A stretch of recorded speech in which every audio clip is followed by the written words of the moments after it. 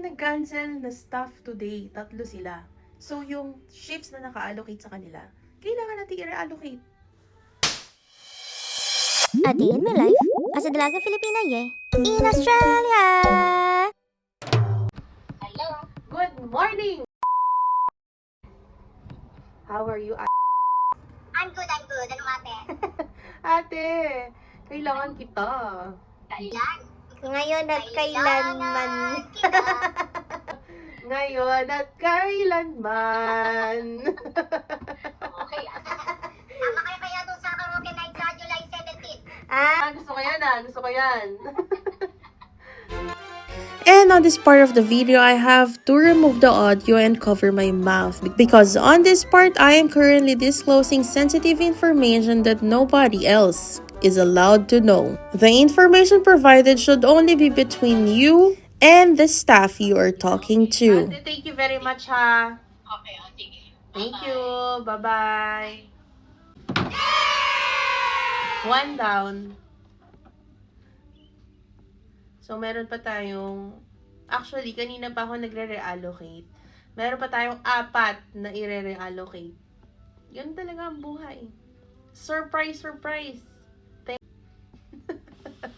Good morning, sir. Ready ka na ba? Fine. Break it to me gently. If you Break can't it to break you. it. Break it to you gently. If you can't break it, Ano?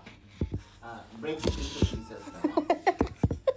From small to medium to large. Well, if you're thinking that working in an office is just sitting all day with a hot coffee on the side of your table, then you are definitely wrong. Enjoy the peace while it lasts, because as soon as the phone rings, everything changes. Part of my job is opening 37 tabs, calling everyone I know, rearranging rosters like I'm solving a Rubik's Cube blindfolded. Trust me, we don't wake up thinking, whose shift should I ruin today?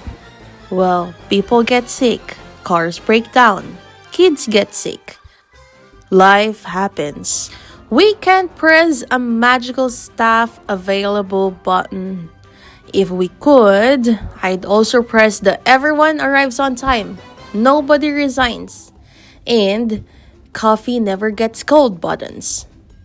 So next time someone says, can't you just make someone come to work? I wish. Because if I had that superpower, I'd probably use it to make everyone reply to their messages on the first try.